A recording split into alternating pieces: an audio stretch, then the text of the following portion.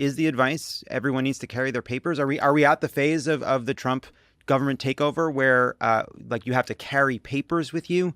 A classic a sign of an authoritarian state, that you need to have you have your documentation with you, because at any time you could be stopped. And if you don't have your papers, if you can't prove you're a citizen or have valid immigration status, you could be held for hours or days. Do you know your parents' number? Do you know your sister's number? Do you know your friend's number to go into your apartment and go find the documentation? Because if you don't, and it's the weekend, you may be here for a while. Welcome to Pod Save America. I'm John Favreau. I'm John Lovett. I'm Tommy Vitor. On today's show, we're going to talk about the Supreme Court giving ICE the green light to detain U.S. citizens who look like they might be here illegally, Trump's new Department of War, which seems to be itching for one in Venezuela, whether Democrats should fund Trump's government, the release of Trump's birthday doodle to Epstein that he claimed didn't exist, Democratic midterm strategy, and the latest episode of MAGA Fight Club. Then you'll hear Tommy's interview with the Democratic nominee for governor of New Jersey, Mikie Sherrill, who stopped by the studio to talk about one of the biggest races of 2025. But let's start with how the president kicked off the weekend by posting a meme where he appeared to declare war on Chicago. That's where we are. Having already deployed the U.S. military to Los Angeles and D.C., which Trump has declared a crime-free safe zone despite 3 people getting shot over Labor Day weekend, he's been hinting that Chicago is next, and ICE agents have been staging at a naval base outside the city. Then on Saturday, Trump posted a meme titled "Shypocalypse Now" with an AI-generated image of him wearing aviators as attack helicopters descend on a Chicago skyline in flames. It also kind of looks like he's farting fire in the meme. Did you guys notice that? Maybe that was just me. Yeah, I mean, he's supposed to be Colonel Kilgore from Apocalypse Now. It's sort of him crouching on the beach. Right. Yeah. But the He's farting but it's fire. an unfortunate I didn't think about placement that of the until flames. just No, It yeah, is no. like his face is vaguely Robert Duvall-like. Yeah. In the picture, it is a merge He's- of the faces. He's lost the swollen hands and the cankles on that. I don't think it's supposed to be him, you know? No. Right. These are big cankles. As so- Alex Jones told us in great detail. Did you guys watch that segment, Alex Jones? Yes. Talking, he said that Trump's cankles were the size of Alex Jones's neck, and Alex Jones like, my neck's like 19 inches. So it's fantastic. Anyway. Gotta get compression socks. Yes, Got to get big compression time. socks. Anyway, back to the terrifying declaration of war against America's 3rd largest city. So the caption reads, "I love the smell of deportations in the morning. Chicago about to find out why it's called the Department of War," followed by not 1, not 2, but 3 helicopter emojis. Yes. The Department of War is, as of Friday, But like the newscopter version of a helicopter. You know what I mean? It wasn't like a Nice. Sikorsky. you work with what you got, and you know, Apache. take it up with Tim Cook. Sorry, you're right. The Department of War is, as of Friday, Nobel Peace Prize hopeful Donald Trump's new name for the Department of Defense. We're going to get to that in a minute. Trump was asked whether he had in fact declared war on Chicago. Here's what he said. That's fake news. When you say that, darling, that's fake news. Well, why would I you don't the go to Department war. of Defense? Listen, be quiet. Listen. You don't listen. You never listen. That's why you're second rate. We're not going to war. We're going to clean up our cities. We could solve Chicago very quickly, but we're going to make a decision as to where we go over the next day or two. No war. No war. Just that's why we call it the Department of War, and that's how Chicago's going to find out, because I posted this meme, but no war. That's such a condescending way to talk to a reporter. It's just hard to get over it. I know. White House told Jonathan Lemire at The Atlantic that this entire debate about troop deployments in cities has put Democrats on the defensive, and that Trump wants crime to be a central issue in the midterms. What do you guys think? I believe it. Yeah, I mean, Harry Anton from CNN did a piece today on Trump's approval rating. The headline takeaway is Trump's been underwater in his approval for 181 days in a row, which is not great. But if you look at his approval on issues, the best issue is crime at -2.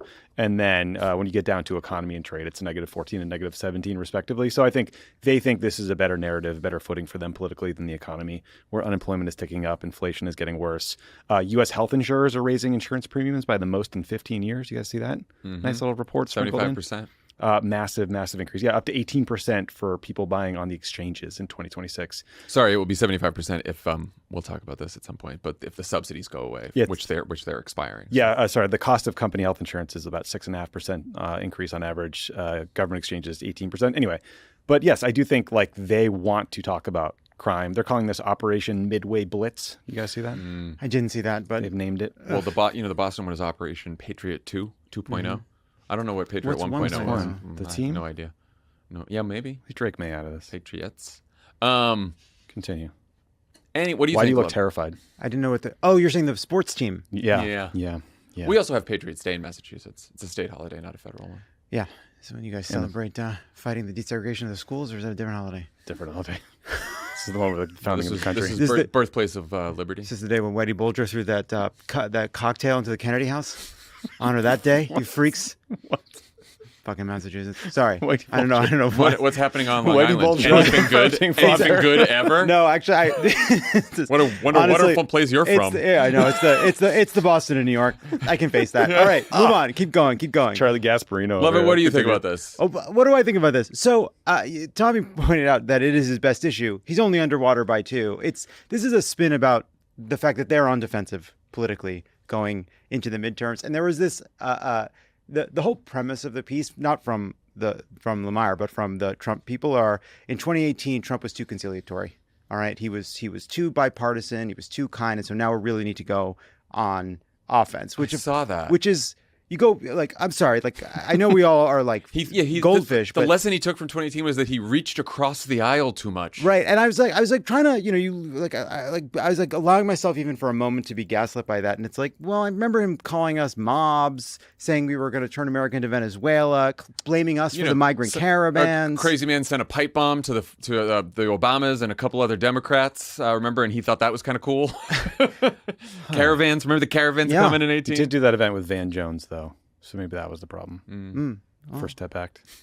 I do remember that now. Yeah. So that was an important moment. But the point being, okay, they want to put Democrats on defense because of this, and Republicans, like CBS just had a new poll that found that Republicans understand that this is what they're meant to do, because they said what's the most important issue, and it's immigration, the border, and crime, right? But that's not true of what other voters are telling people. But then you look even on who is in favor of National Guard deployments to cities? Not most Americans. Most people don't support it. And it's also very geographic, because geography is very partisan.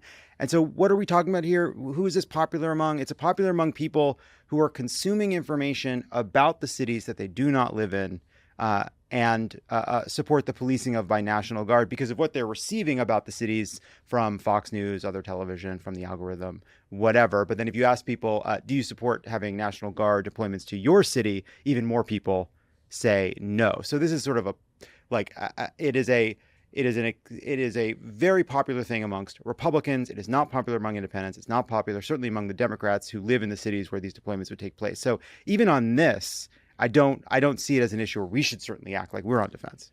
It's the same issue we had with immigration after he became president again, which is pollsters were just asking about immigration writ large and getting people's approval or disapproval of him on that issue. And then it turned out after a couple months of mass deportations and ICE rounding up people and throwing them in vans, that if you asked, how's Trump doing on the border, he gets really good ratings, or some of his best ratings on any issue. If you ask, how's he doing on deportations, he's way underwater, right? So it doesn't surprise me that if you ask people, who's better on crime, Donald Trump or those weakling Democrats, people are going to be like, yeah, Trump's better on crime. He's tough on crime. But now that we're breaking out the troop deployments and National Guard in the street, he's going to be a little less popular on that. But it is all it's very war on terror to me. Yeah. Which is like, we can do whatever we want, detain whoever we want, arrest whoever we want, provide no evidence, provide no due process. But if you complain, you're just soft on crime like the rest of the Democrats. Yeah. That's where we are now. So the latest example of Trump trying to make crime an issue is this video that is all over right-wing media of a horrific stabbing that took place on a light rail train in North Carolina back in August. A young Ukrainian refugee was killed, and it looks like the suspect has a long list of past convictions for crimes like armed robbery. Not sure why this is Democrats' fault, but we got Trump is weighing in on it. He's blaming Roy Cooper, who's now running for Senate in North Carolina. Everyone in right-wing media is saying, why is it the mainstream media covering this? And of course, there they are. But of course, they also didn't cover it back in August 22nd when it happened that much. It was a local news story until, I guess, the video got out and was amplified by Elon Musk and all the rest of them. What do you guys think about this one? I mean, the video's horrifying, right? It's getting attacked for no reason by a stranger on a train. That's a nightmare. And that, it's especially awful to know this woman escaped the war in Ukraine to come here and have this happen, right? So this guy should go to jail for life. Given his rap sheet, I do think it's appropriate to sort of ask questions about why he was on the streets in the first place. Like Donald Trump is talking about this because this is exactly the kind of video and imagery he wants to use to justify troop deployments or whatever crime policy. And also because Roy Cooper is going to be the Democratic candidate in a really important Senate race. And they're saying that Cooper did something that might have led to this person's release, although it seems completely made up and there's no connection. There's obviously a racial component. This is a black man stabbing a pretty blonde woman, as Trump himself notes. He talks about her appearance in his statement, right? But like in terms of this meta point about coverage, like, actually, generally speaking, like stories like this are the kinds of stories that get the most attention in American media. And the idea that there's some liberal media bias against stories about the grisly murder of a pretty blonde woman is crazy, right? Like we cover these things for months at a time. So this is just Trump exploiting a horrible incident for political gain.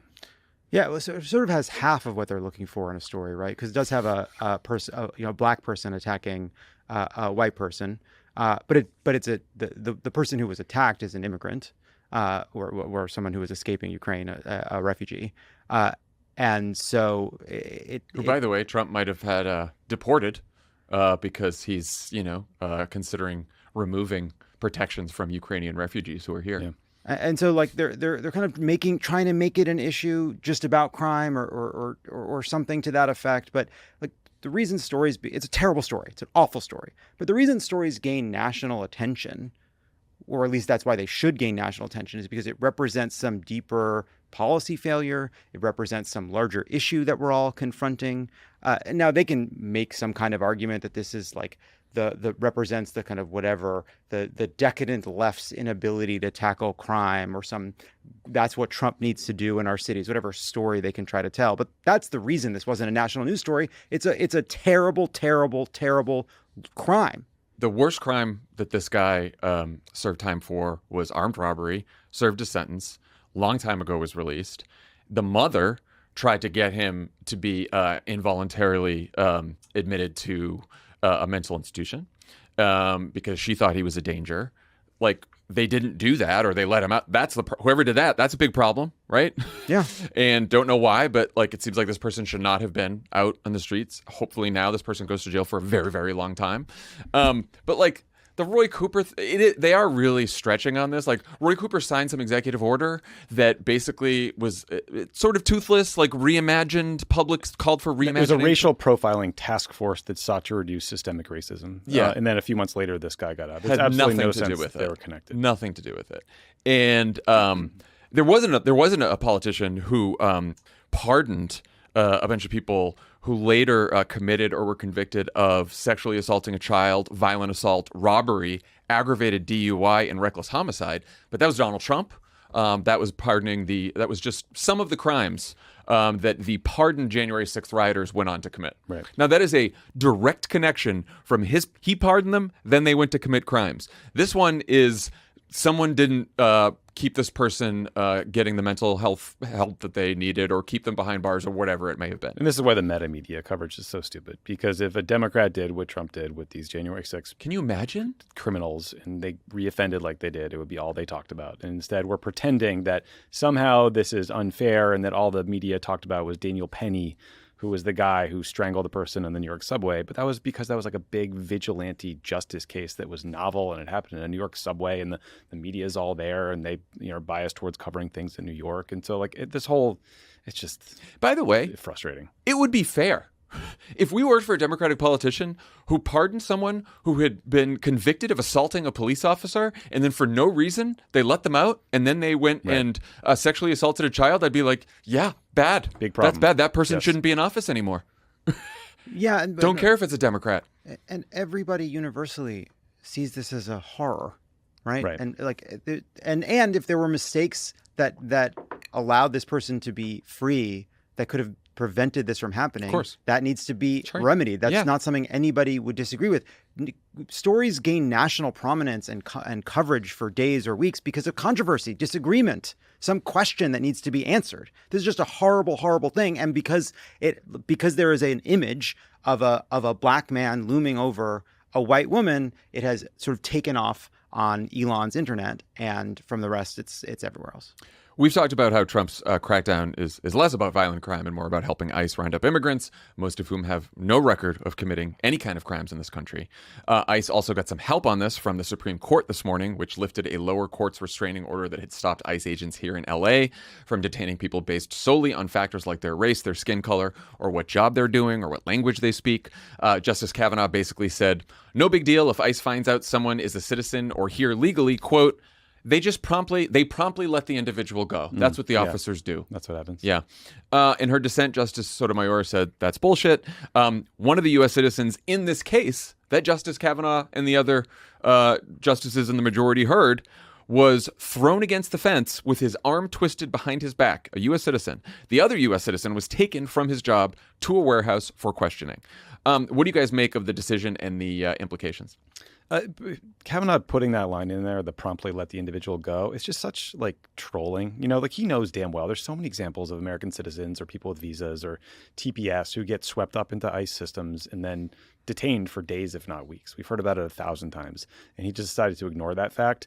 I do think in the near term, this is going to make racial profiling worse. You're going to see more ICE raids at Home Depots and, job sites and stuff, and all the things Trump keeps sporadically telling us he will not do anymore because his business buddies call him up and say, hey, you're killing my construction business or whatever. But this case is almost certainly going to go back to the Ninth Circuit and then get ruled on again, and then almost certainly go back to the Supreme Court again. So it's not the end of it. Yeah, though it seems like they tipped their hand. Right. It's a really bad sign that Kavanaugh jumped in to make this argument that the lower court overstepped, not for any procedural grounds, but for the substantive argument that he makes here. And in just practically speaking, the temporary restraining order had restricted the administration's conduct. When there was that truck, the Penske truck that opened up and a bunch of guys jumped out, that was novel and newsworthy because it was a violation of the order. But overall, the number of people that ICE was able to arrest had gone down because of the order. The Kavanaugh language is so bloodless. And you just think about how much empathy this court has had for the rights of a football coach who was fired for praying on the field, or a student who feels that they were unable to gain admission because of affirmative action. And then it is just this, well, you just clean it up. You just clean up the mistake like it's a parking ticket or some sort of misfiled document. And it ignores what happens when people just touch the criminal justice system during an ICE raid. So this woman, Andrea Velez, The Guardian reported on this example, one example. She's a citizen. She was born in Los Angeles. She happened to be downtown when a bunch of guys jumped out of an SUV in Gators, were grabbing vendors. She gets picked up. She's thrown in an SUV. She gets out and runs to the LAPD because she doesn't know who these people are, and she trusts them because they're in uniform. They pick her up again. They throw her in the back of an SUV. She's described as an alleged citizen. She's then brought to a jail where she's held for days and then charged with assault because one of the officers claimed that at some point she had extended her arm and he had been unable to stop himself from running into it. She's 4'11". Oh, good. Okay. 2 days she spent in jail, right, before she's charged. Her lawyers then request the body cam footage. 2 weeks later, they drop the charges, right? And so according to Kavanaugh, this is an example of a job well done or the system working. Meanwhile, she had this incredibly traumatic experience. She's afraid now to go downtown because she's afraid that they could grab her again. Her life has been altered by this. She was held in jail because of this. She almost was charged with assault because of this. Fortunately, they dropped it. But like that's just one story of all these people that are going to just be impacted in some way. That remember there was that story, and these stories continue long after they leave the news. There was that that kid who stepped in because he saw it's just a guy he knew from work being arrested. He gets accused of assault. They drop that. They lower it to a different charge. Meanwhile, he lost his job at Walmart. Right? They questioned whether or not he was a citizen. Like it's wrecking people's lives. I did that video for socials about that woman in Massachusetts. Mother, 3 daughters saw her get ripped away at the airport. She was gone for like 2 weeks. Shipped to Maine, shipped to a bunch of different detention centers. She's now like not well. She's sobbing every day because we talked about this on the show that they like threw out of the van in the rain by the Burlington Mall in Massachusetts. Yeah. Like it's just happening all the time. And it's like, it's one thing. I'm like, first I was like, did Kavanaugh, does he just only consume right-wing media? Is he just lying? But then, as Sotomayor said, the two plaintiffs in the case were U.S. citizens. Yeah. And then he says later, he goes, doesn't care. well, to the extent that excessive force has been used, the Fourth Amendment prohibits such action, and remedies should be available in federal court. He's like, Okay. but we're not talking about excessive force right here. And Noah Feldman points out in Bloomberg too that it is rightly seen as this is going to allow racial profiling in Los Angeles and all over the country. But he said also the way that the ruling is written, it means that they can do this to anyone.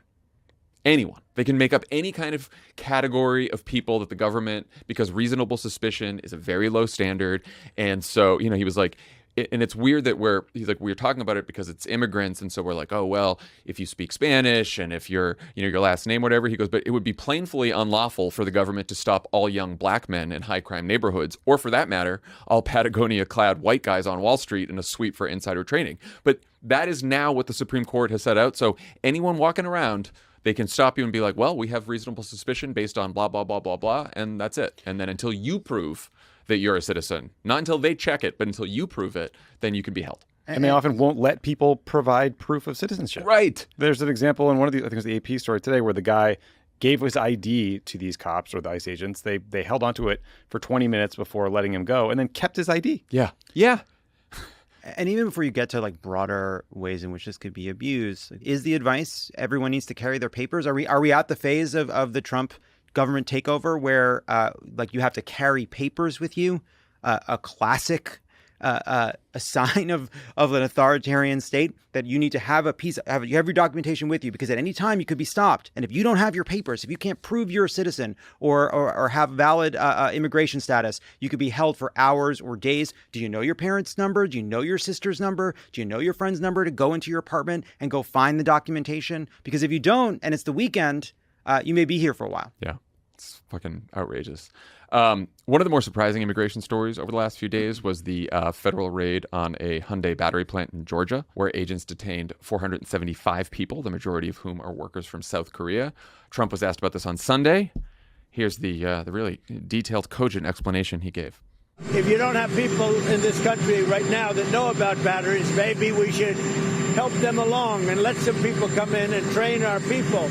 But it's going to be very interesting what comes out. I think we may have learned something, because when they come here and there's nobody that can do what they're supposed to be doing, and they bring people, those people can also teach our people. It's complicated stuff. And something very interesting could come out of that. He's such a fucking idiot. So you're saying other people who aren't Americans may have skills that could be useful to Americans and America? And maybe we should bring them here for a bit? The reason we're not bringing them here is because your administration has a cap on H-1B visas that are used for this kind of specialized work and training. That's what those people, these Koreans, didn't have, which is why they were arrested for misusing a visa and are now being deported. Which you told the doofuses at the All In podcast that you were 100% for. It's so infuriating. I mean, yeah. Tommy, you were saying this morning that this is now like a full-fledged international incident. Yeah, it's a huge thing. Like first of all, just roll back the tape. Like under Biden and then Trump, South Korea was asked to invest hundreds of billions of dollars in the U.S., and they did so. This battery plant in Georgia is part of that, and it's supposed to be exactly what Trump wants. It's a way you buy yourself out of some 40% tariff or whatever. And then these arrests happened, and they don't just arrest these people and like quietly send them home. They shackled them hand to waist to toe and released a hype video of it. And that video just exploded across Korea. And the media and the opposition political parties went insane, understandably, because it's a huge insult to these individuals, to the country, to this U.S.-South Korea alliance that's supposed to be rock solid. And all of these companies and political leaders are wondering, what is the deal we cut with this guy, right? I thought we were supposed to invest and get not a favor, but get treated decently. And so what was it, last month, I think, the Korean president was in the Oval Office talking to Trump. And now it's just viewed as this gigantic betrayal. And I think this kind of thing, it doesn't go away. So this will bear out over time and really harm the U.S.-Korean relationship. Did you see one of the politicians in South Korea said they should start looking at Americans who were teaching on visas over in South Korea, and maybe, send them back home? It's I get that. I mean, we have 28,500 troops sitting in South Korea. There's a lot of reasons not to be dickheads. Yeah, the shackling of these people as if they were like some like sort of danger. They're there working in a battery plant. We sought these deals, these partnerships, to have these battery facilities. Some American companies were part of them, in part because it allowed them to hire people outside of their unions. Right, that's how some of these people come in to do these jobs. The other part of this too is when Trump is speaking here, it's just one of those moments where you see him remembering a meeting he was in, where he was explained some complication of this, right? Like that, because he's aware that this is an international incident and he's aware that they want these plans to succeed and that this looks bad, right? So he's like trying to make some reference to how we really need these jobs. Like, we're not trying to shut down these plants. This is important. This is good. We got to get other people. But like, he has no familiarity with the context, or H-1B visas, can't retain any of this information. So it's a good example of that. Yeah, it's like a new industry, right? This new like EV battery industry. It's specialized work. Of course, you need people to come in and train you into how to create the factory that will then employ all these people. But like, his administration is the one making it harder for these companies to do that. And he just doesn't seem to understand anything.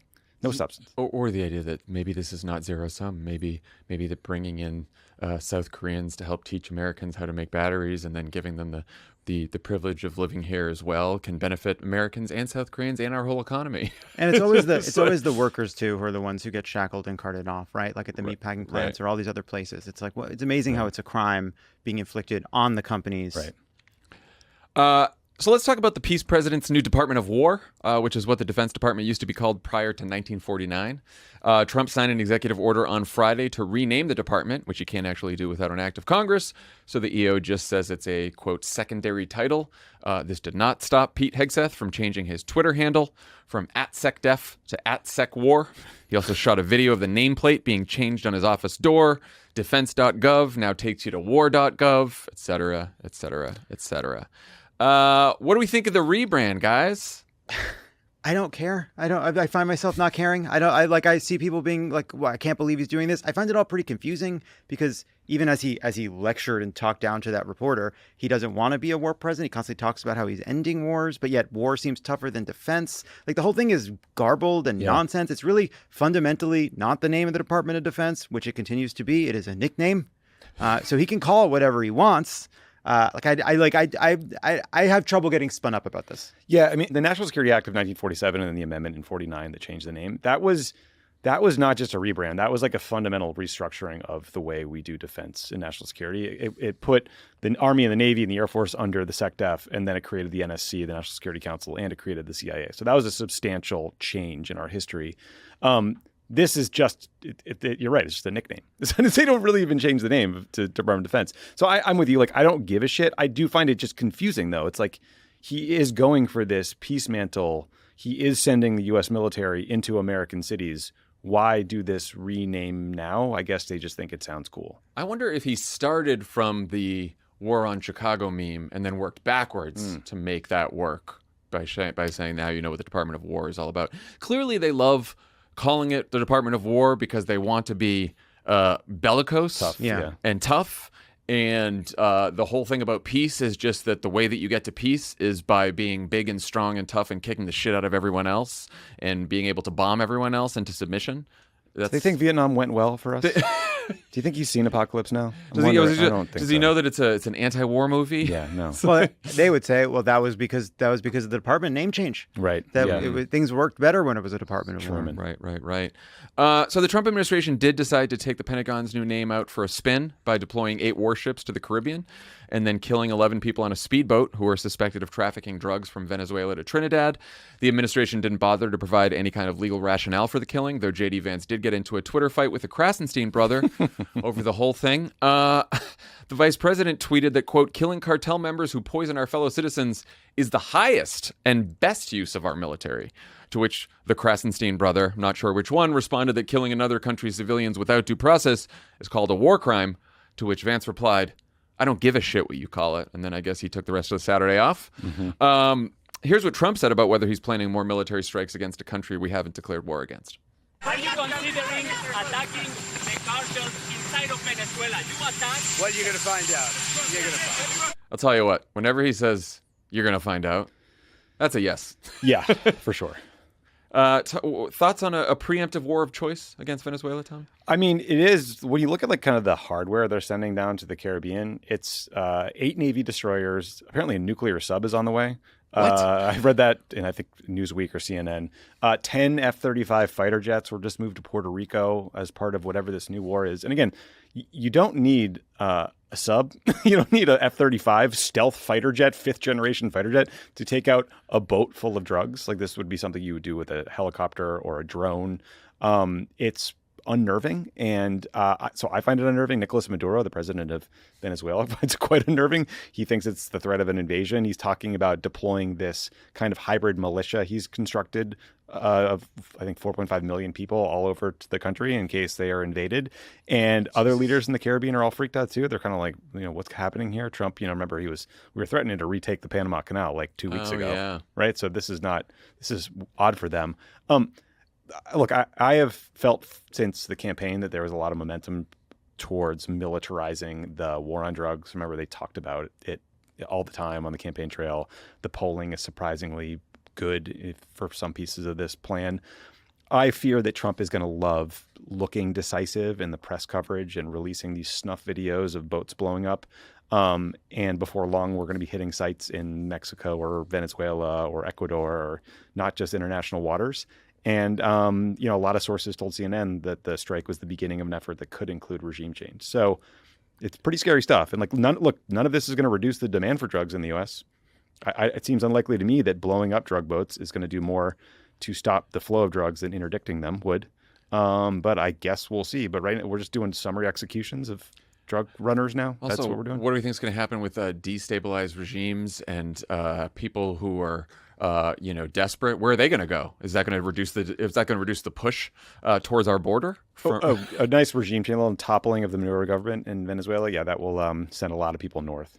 They've offered no explanation for why they couldn't just interdict the boat, right? Why couldn't they just interdict the boat? Men with guns jump on the boat, say, give me all your drugs and you're all coming with me, arrest them. Yeah. Because we were aware of where the boat was. That's how we killed everyone on board. And look, we just, to your point about the war on terror earlier, we just watch this language come to mean whatever they want. And you just describe the people on this boat as narco-terrorists. I don't know what that term means. I know what it means in the context of, the brutality of living amongst drug cartels in Mexico or South American country. I don't know what it means in this context, because I don't think it's the fucking kingpins on the speedboat running the drugs between countries. And so you're blowing up people that are part of a serious crime that we have a huge problem in trying to address. But these are the people that deserve to die, and they just say well, they're narco terrorists, so yeah, they can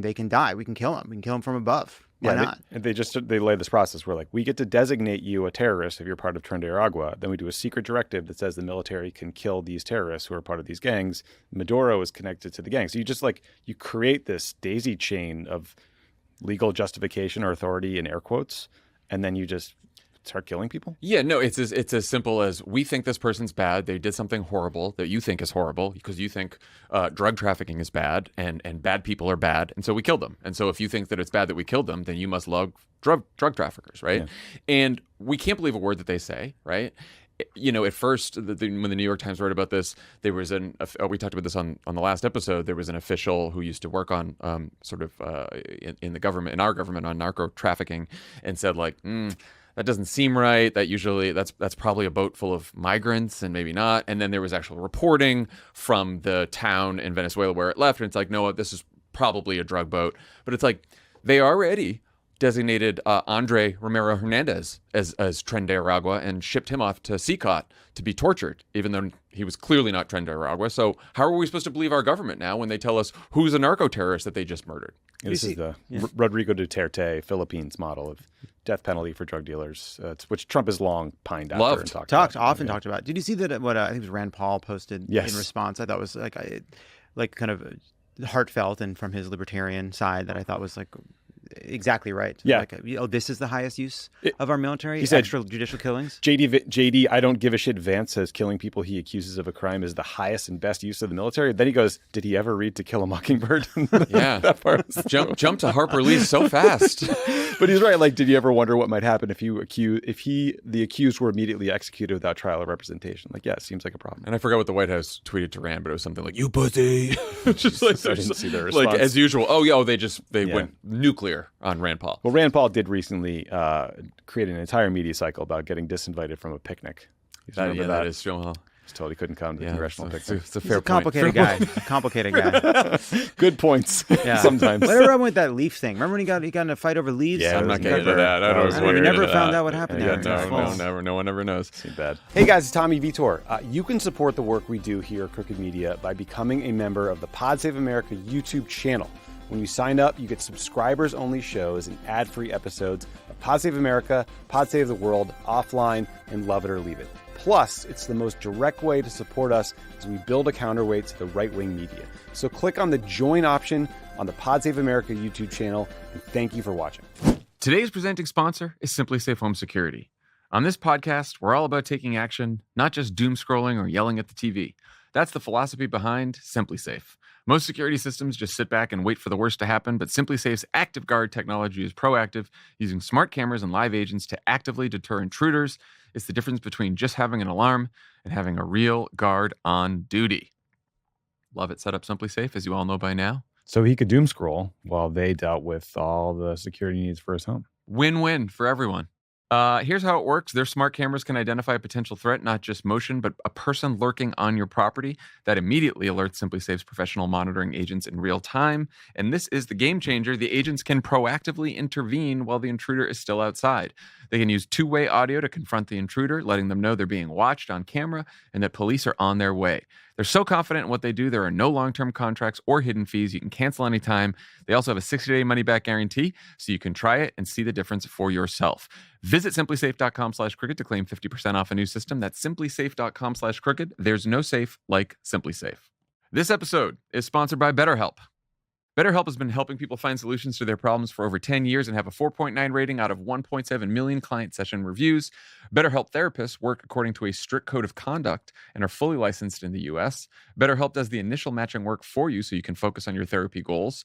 A short questionnaire helps identify your needs and preferences, and their 10-plus years of experience and industry-leading match fulfillment rate means they typically get it right the first time.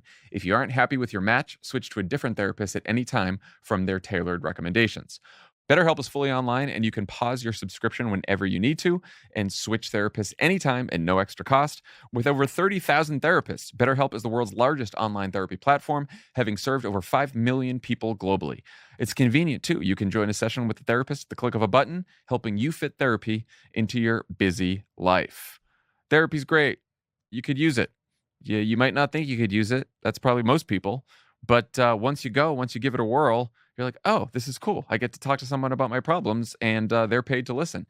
And if you feel like, I don't want to get out of my house and go meet someone at an office, this is what BetterHelp is for. You can just do it online. As the largest online therapy provider in the world, BetterHelp can provide access to mental health professionals with a diverse variety of expertise. Find the one with BetterHelp. Our listeners get 10% off their first month at betterhelp.com/PSA. That's betterhelp.com/PSA. All right, it's been a while since we've talked about Congress, once known as a co-equal branch. A word that never made sense. Yeah, that is. That code did nothing.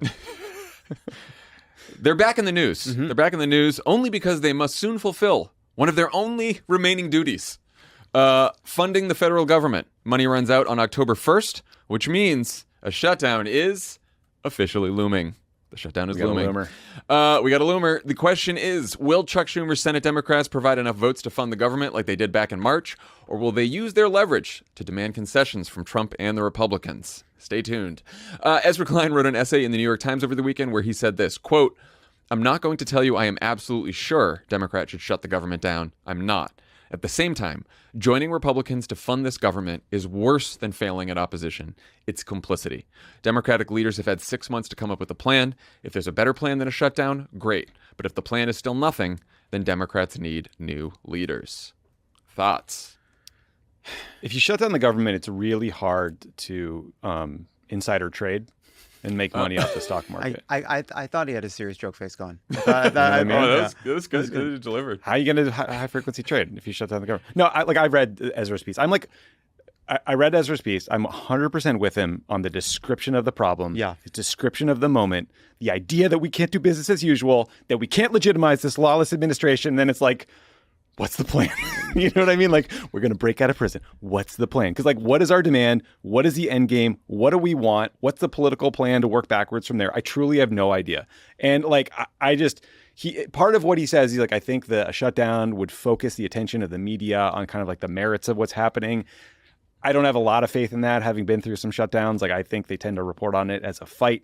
I also don't think we have great messengers who would be leading that fight. I'm not like, if we're doing a UFC match on the White House lawn and it's Chuck Schumer versus Trump in terms of, getting the media's attention, I don't think we're winning that one. So, like, I'm with them, but I still think we have some work to do.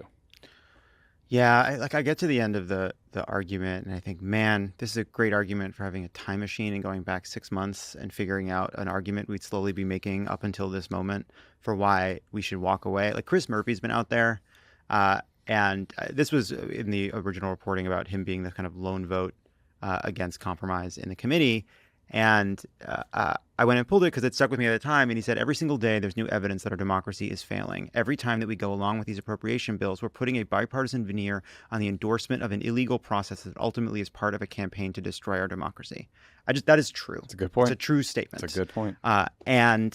We went through this debate. Sometimes I wonder if, like, that's all you need. Yeah, it could right. be. That's the only explanation. And I find that, like, I get to the end of this and I feel the same uncertainty, and I worry too about the people that are meant to be our leaders through any kind of shutdown. And I think, okay, that makes the right decision uncertain from a strategic standpoint, but the moral argument is simple and clear.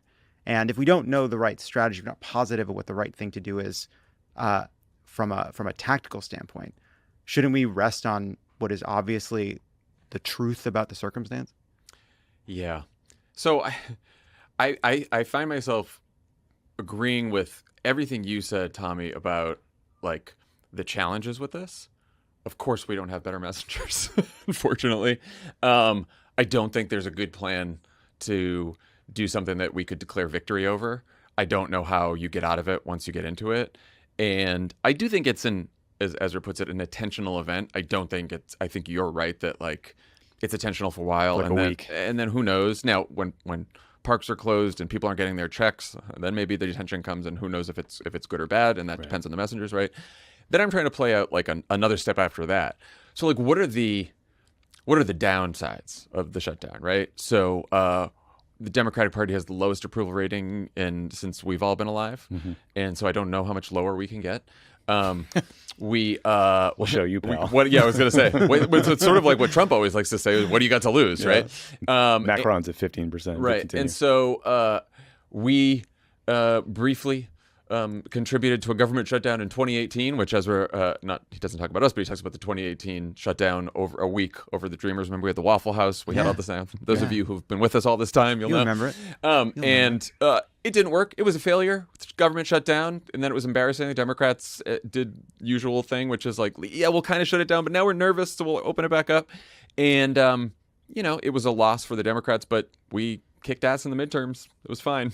And that was closer to the midterms than this one is, right? So I'm trying to figure out what it's like. We have not taken a lot of risks as a party in the second Trump term, and we have not done any big moves. And I'm not sure how to get out of this one. And I'm not sure that we could declare victory, but I do wonder if now is the time to start throwing a few more things at the wall to see if they stick. I don't know, I feel the same. Like, I don't envy, I don't feel like spitting fire at the people that would disagree either. And I will say, though, like, part of the problem is what the Democratic message should be, and in a shutdown, right? What are we going for? What are we fighting for? Where do we think there's any chance of us eking out a claim of victory for the shutdown? Actual practical results? I'm not sure. But part of the problem is that it's not just that we don't think our leaders are going to be up for that fight on the White House lawn. Part of it is that, like, our leadership doesn't have the same kind of, like, constituency that Donald Trump has. And I really have, like, keep coming back to this, which is like, I think of all the people that don't just like Donald Trump, but love Donald Trump, and that are really kind of just enthusiastic, engaged supporters of Donald Trump and his project. And then I think of Democrats. I think of how few Democrats have any kind of base of support like that. I know AOC does. I know Bernie Sanders does. I know Barack Obama did. I know Mamdani is building that, right? But then I look at the leadership of the party, and I know there are people that support them. I know there are people that are frustrated by any kind of criticism of them. We hear about from them all the time, right? But is there a sizable group of people that love and are ready to fight for Chuck Schumer and Hakeem Jeffries and the leadership of the Democratic Party? No.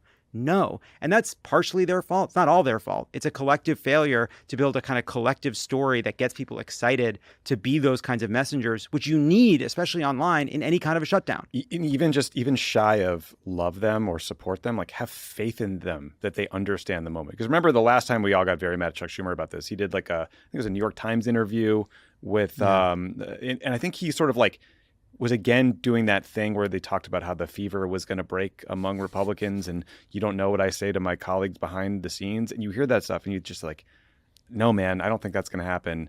And also to your risk averse point, I mean, I do think like you are sending a signal to the Democratic base when Zohran Mamdani wins the Democratic primary in New York for the mayoral race, and you will not endorse him.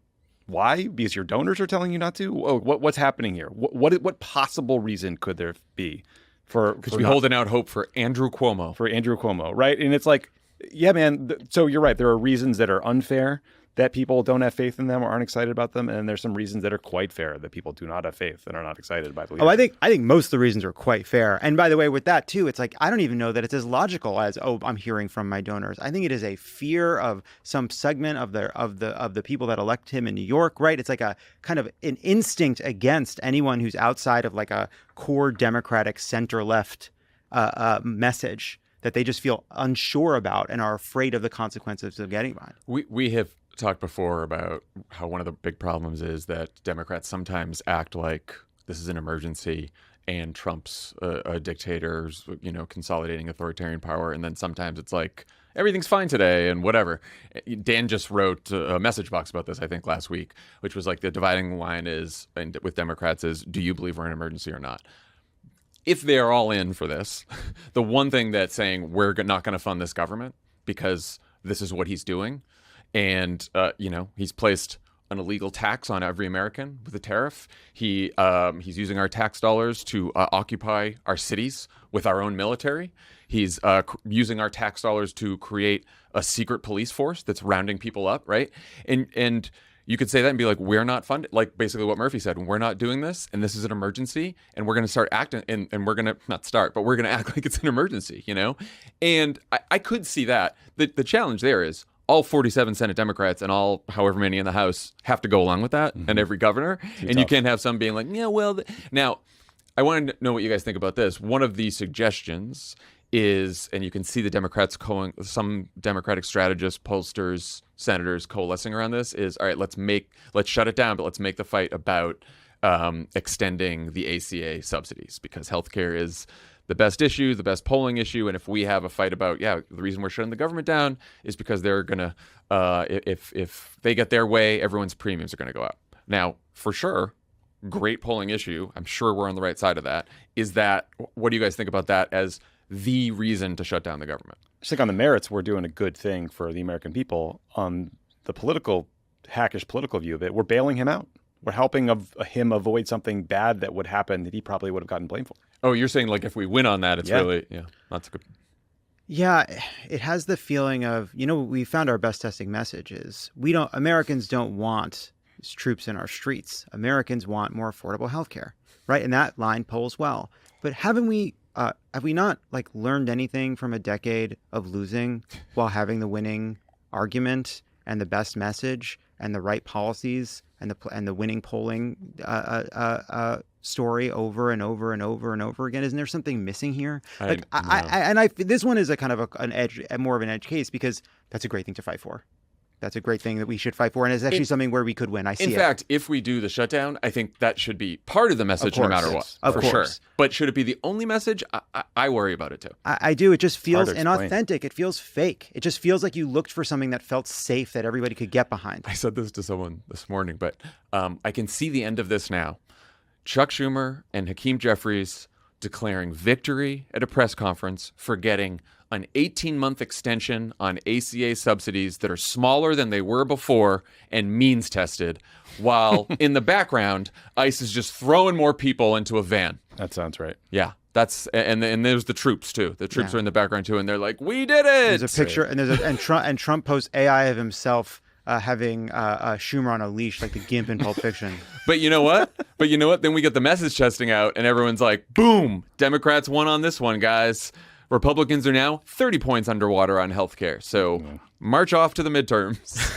It's bleak. It's bleak. I know, and yes, it's popular. I get it, and you are right. It is the actual right thing to do for people to fight for ACA subsidies. But there's a lot of other risks out there, and this government, if we think it's an illegal government and it's authoritarian takeover and all that stuff, then fucking act like it. We're not going to get credit from the people we need to get credit from on this stuff. Yeah. I know.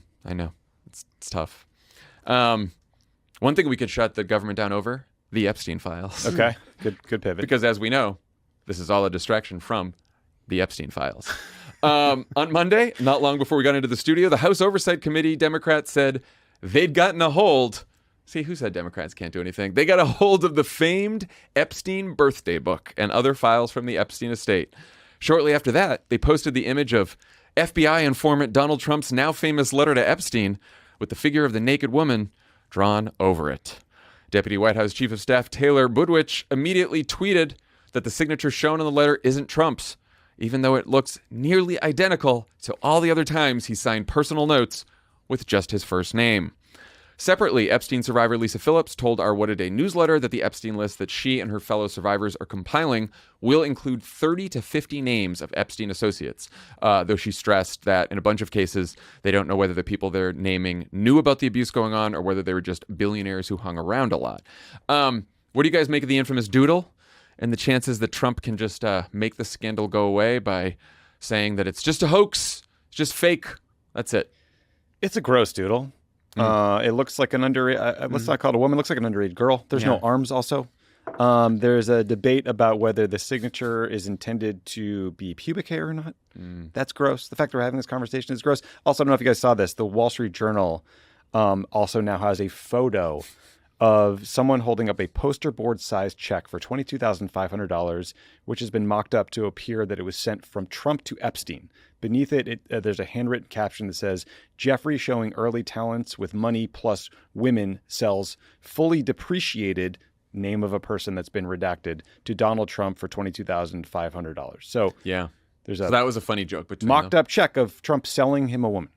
What more do we need to see? I'm learning that from you now. Yeah, it is disgusting. Yeah, the Journal also compared the handwriting, of course, to other letters that he signed, and it's all including the same.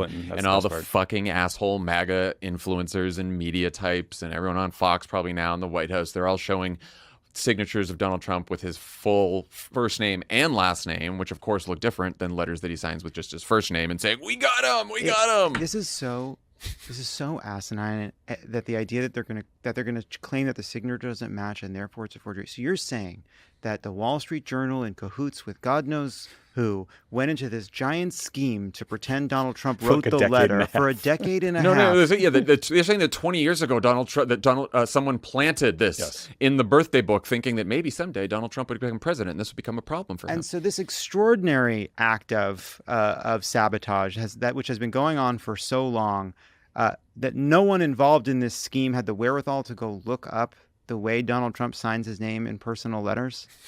So they did everything except that last tiny little step. I do appreciate that the Wall Street Journal is really trolling Trump by showing that the way he signed his name personally to Hillary Clinton, Epstein, and George Conway, which I fucking love. Beautifully done. Chef's kiss.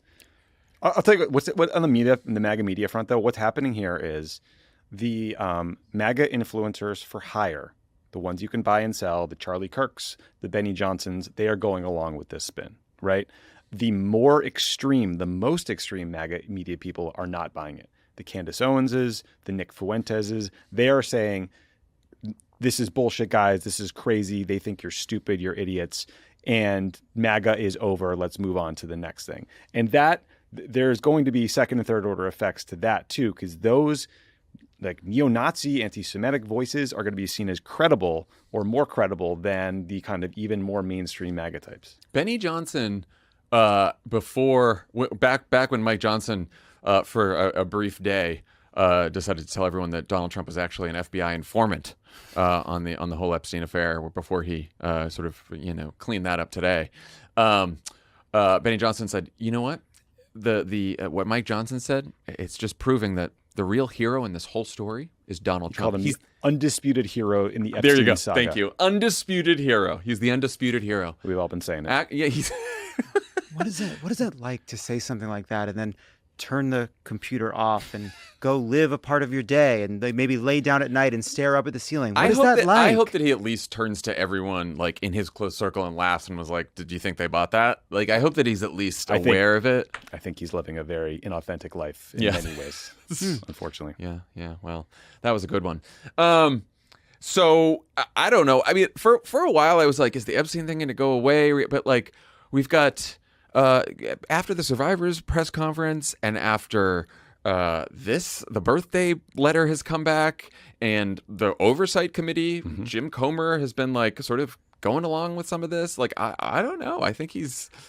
I also think sometimes Republicans underestimate how much Democrats care about other Democrats, because I feel like one of the looming threats is that they're going to bring in Bill Clinton, and I don't think anyone gives a fuck. Nope. And they're gonna you're not our precious billionaires. Like, they're gonna go after the people they're gonna go after. Like, great. If you were involved in fucking Epstein shadiness, fuck you. If you were abusing children, go to jail. Who cares? Go to jail. And so I guess the threat is that they're gonna be like going after Democrats too in these hearings. It's because that's how they think about politics and polarization, right? It's our team. We must defend our team. And by the way, speaking of the Epstein list, one of the things, I don't know if you guys talked about this last week, but Thomas Massie talked about the list that Lisa Phillips and these survivors might generate, and saying that because they might be afraid to release it because they could be sued, that Massie and Marjorie Taylor Greene, both of whom we always liked, she spoke at that press conference too. Could potentially just read the names on the House floor because they're protected. Yeah, we talked about that. And Thomas Massie, he doesn't give a fuck. No. Well, you got a bunch of MAGA billionaires raising, like, I think $2 million at this point for super PACs to run against him, and he's like, I don't care, whatever. Yeah, no, I do think there's an open question of how much attention will this get? Because Fox News is never going to touch it, right? The Benny Johnsons of the world, the Charlie Kirks, they've all shown that they're now on Team Trump. They don't care what's said. I think there will be these fringe people that are out there talking about it. There'll also be like the comedian space, like Tim Dillon, right? Yeah. Will be hammering this. He's kind of like a Trump-friendly comedy, kind of hard to pin down views guy. I wonder if Rogan will pick this up. Like, hopefully for a few of them, they will be like, the scales have fallen off my eyes. Donald Trump is a liar. He was absolutely 100% a part of whatever Epstein was doing. We know this now. Can I just do one more thing before we move off this?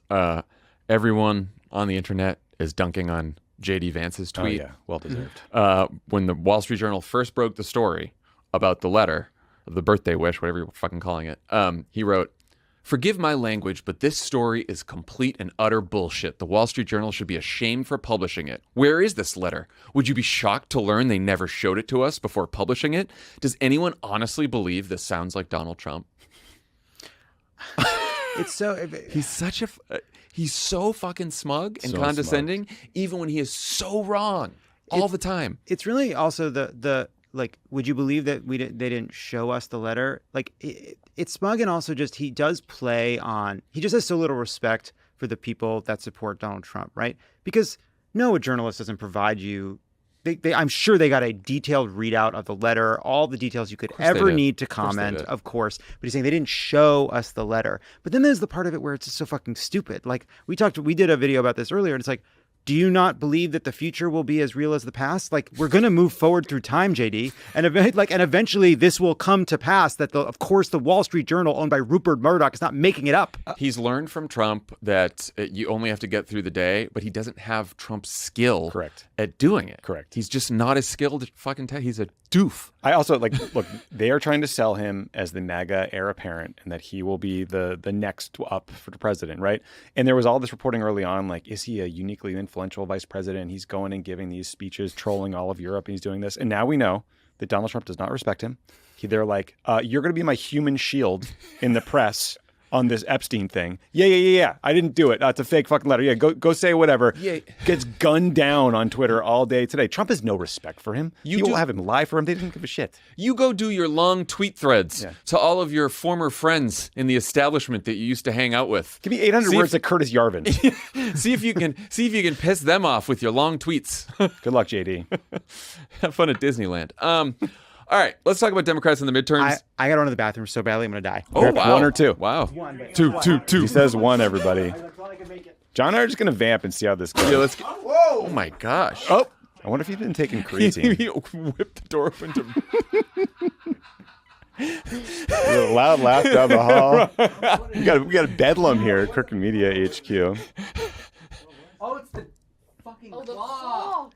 Oh, Lovett broke a clock. Oh, Lovett All right, broke the clock. I'm assuming we're recording all this and I'm going to release it later. So Yeah, no, of course. Lovett, This is going in the episode. Lovett had to shit so bad that he ran from the office like I've never seen him run that fast ever. 4:05 p.m. Shattered Time a clock. stops here at Shattered a Crooked clock in the studio. I suppose we could do the red zone part without him. He's not going to contribute to that. Yeah, that's true. All right, let's talk about the mid. Lovett, how was your dump? It was just a fantastic number one. Thank you, Tommy. Great. I'm not ashamed of. Listen, everybody Sometimes poops. you got to go. We all got to did. go. What I do? You smashed the clock. You How did that slammed. happen? You whipped open the door so hard. You've been lifting too many weights, man. Lay off the creatine. Wow. For 2 reasons. I can't believe this was painted as a shit. There's no way to not defensively say I didn't take a shit just now. I hope it wasn't painted as a shit in the bathroom. Do you remember when? Do you remember we got that all staff email that said, "FYI, they've closed the men rooms because they have to jet clean the whole plumbing system." Mm-hmm. It's tough. It's tough. All right, let's talk about Democrats in the midterms. Annie Carney at the Times had an interesting roundup of the blue-collar candidates running in some of the most competitive districts and how they're resonating with voters by talking about how much Republicans are screwing over working-class people like them. Right on cue, Michigan Senate candidate Mallory McMorrow got some social media buzz over the weekend with a video that railed about corporate greed, pegged to week 1 of the NFL season. Football is back, and 7 hours of commercial-free football is not. This is just the latest example of corporate greed ruining the things we love. Because it's not just commercials on TV. It's also your grocery store run, where chicken wings are going to cost you $19. Do you think ad-supported NFL Red Zone is the new Cracker Barrel rebrand? What do you think? I like it. I like that. I like that ad. Also, Graham Plattner, Senate candidate from Maine, tweeted about Red Zone. For those who don't know, Red Zone is supposed to be 7 hours of commercial-free football. That is the promise of Red Zone. Now, ESPN, they acquire the property, and they're jamming in what they claim will be a few minutes of commercials, but we should not believe them. But also, it's a station you pay for. Imagine if all of a sudden Game of Thrones had commercials. I'm trying to. I mean, You don't. Connect. probably coming. It's The whole enterprise is failing. You pay for it, and you get ads. You're paying for a premium, and then all of a sudden you got ads. Red Zone is like not cheap. No, it's expensive. It's very expensive. And so I think her talking about Red Zone and making this anti-corporate message with it as the news peg is really, really smart. I didn't understand that. I was confused about the whole football thing because I saw that. Oh no more 7 hours of football, and I was like, you people have been getting 7 hours commercial free of football. God, what a society they've crazy. built for the people that like Gotta pay sports. for the Red Zone. It's honestly Gotta too pay- much. It's like it's too frenetic. Yeah. I think it was a good ad. I think that there's like, I mean, here's the thing. It doesn't. We're setting a low bar here with the Democratic candidates, and Mallory McMorrow has always been great at just speaking like a normal human. Mm-hmm. Our buddy Abdul, who's also running that race, also all his stuff looks just like. It doesn't look as polished as your typical ad that drives you nuts because you've heard it a million times before. He's doing a good job of that. A bunch of other Graham Plattner is doing a good job of that. A lot of candidates running. I think it's been shorthanded as working class, but it's also just like being a normal human being, you know. And I think there's some Democratic candidates who maybe are not the choice of the DSCC or the DCCC, who are maybe out of necessity, maybe out of just the fact that because they're normal human beings who haven't been in politics that long, are figuring this out this time. So I think that's a great thing. Mm-hmm. Graham Plattner sounds like the name a s'more would take if it became a person and needed to come up with a name super quick. Okay. I like the ad.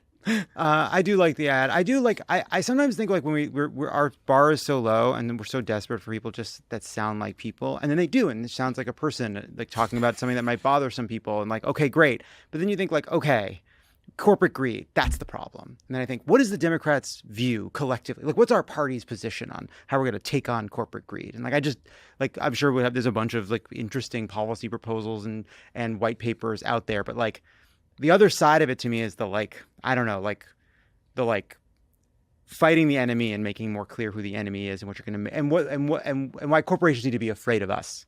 Yeah, I think that's fair. I think it's fair to say there's not like a clear white paper on sort of like how you deal with the oligarchy, right? But I do think more like what's happening this cycle is you've got this deliberate effort to run candidates who are mechanics or veterans or oyster farmers, and they look and they sound and they are working class people. And I just think like your average voter learns 2 minutes worth of information about someone before they vote for them.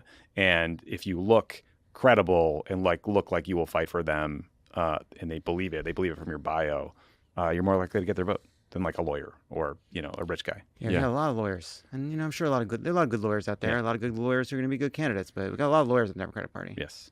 Too many. Mm-hmm. Too many. Also, James Tallarico, who I believe you interviewed, Lovett. That's right. Up-and-coming Texas state rep, is expected to announce on Tuesday that he's jumping into the Senate primary. So it's him and Colin Allred, who's just here as well. What do you guys think is his theory of the case against a more established guy like Colin Allred? I have no idea. I'm waiting to find out. I really do. I was like, I think, that's interesting.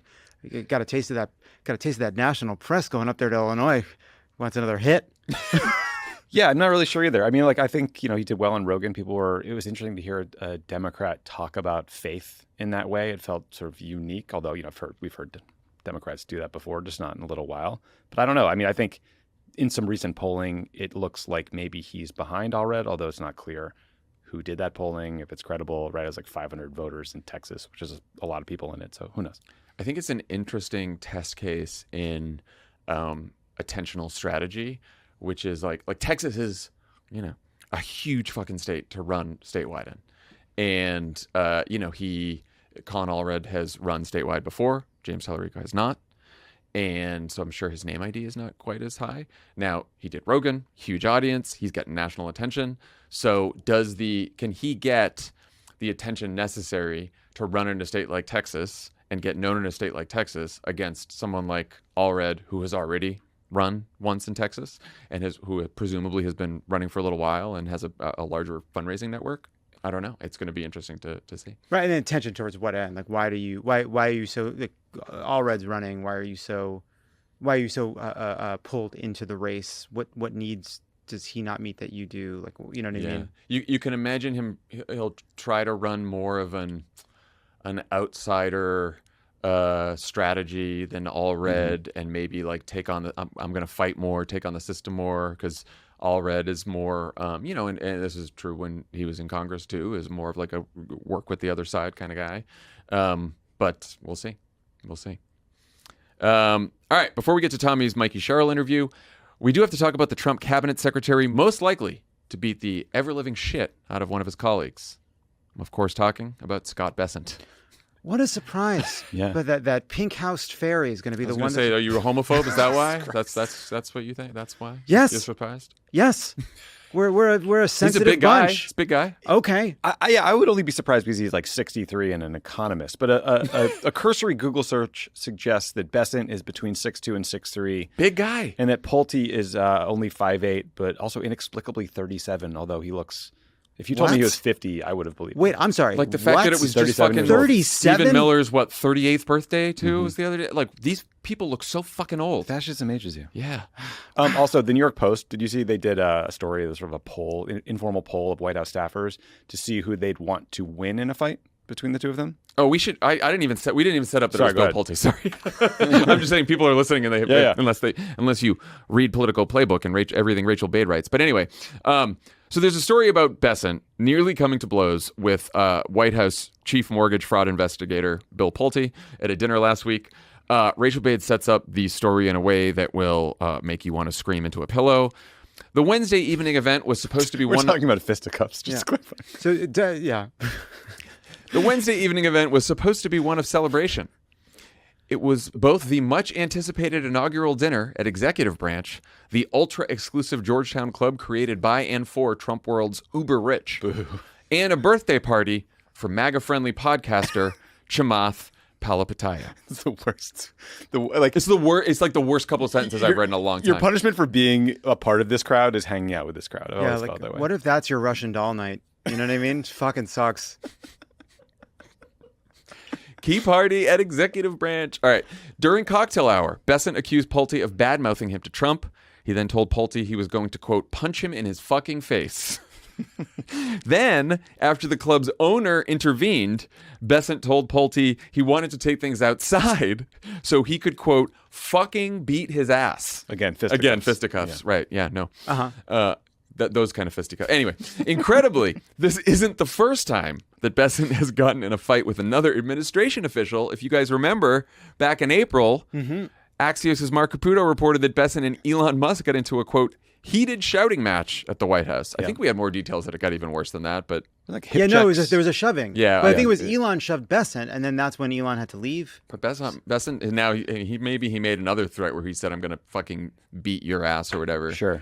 What do you guys think about this? Well, so the New York Post asked White House staffers who they'd want to win. Here's a quote from the story that I think was representative. The general consensus in the White House is that Scott would have beat that little midget's ass and everyone would have paid big money to watch it happen. One person close to the president's inner circle told me. So apparently... Does that person work at Treasury? They are. Sounds like honestly, sound like Steve Bannon to me. Yeah. But Another official said that Bessent actually has a surprisingly big cock.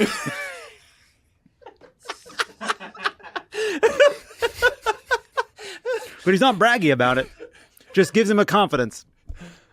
yeah, he's a grower now. Are you sure? I think Bannon's a Pulte guy. I don't know. Oh. I don't know either. It's a good question. The other thing too is this dinner. I was trying to I'm think. The dinner took As you place should. at a table for I think it said 30. Like it was a very long table. a very long table. And I was thinking about how to call this the night of the long tables. Yeah, you've been workshopping that one. And I never cracked It's it. our name call. Never cracked it. And you know what? Since our name call, only had a good 7 hours.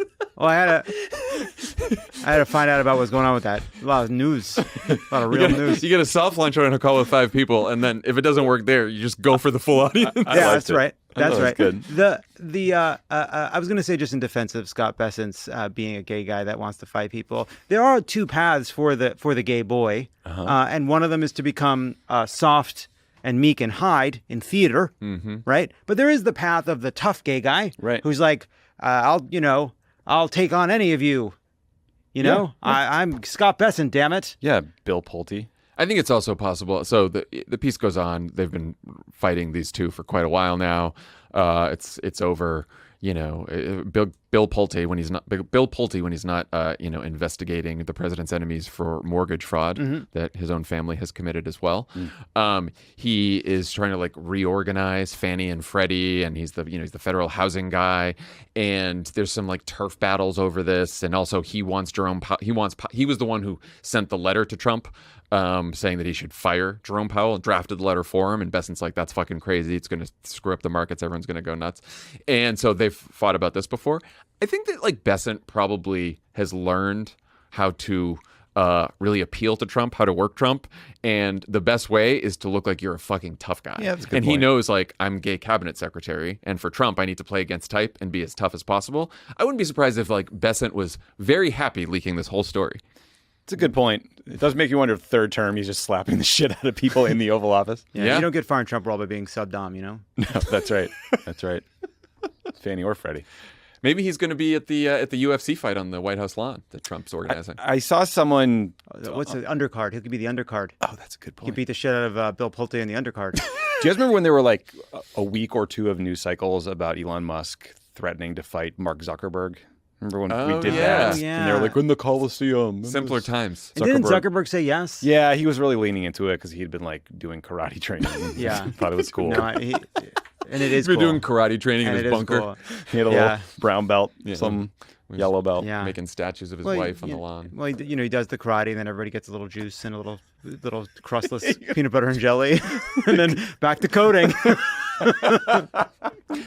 And he dresses up as Benson Boone Yeah, and I was sings about to to his say, wife. oh, for- yeah. That video Bring me my killed stylist. me. I need more streetwear. That guy. Yeah, then he burns the report on how Meta's sex bots are targeting teens or whatever. Unbelievable.